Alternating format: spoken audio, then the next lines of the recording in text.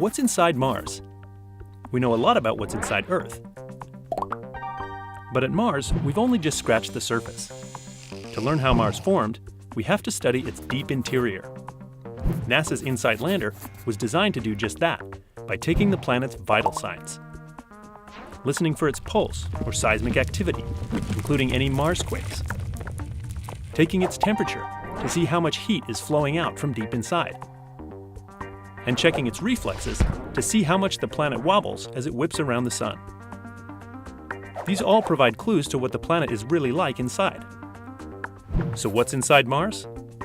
InSight can help us find out by giving Mars its first thorough checkup since it formed 4.5 billion years ago. The more we learn, the better we'll understand all the rocky planets and the history of our solar system.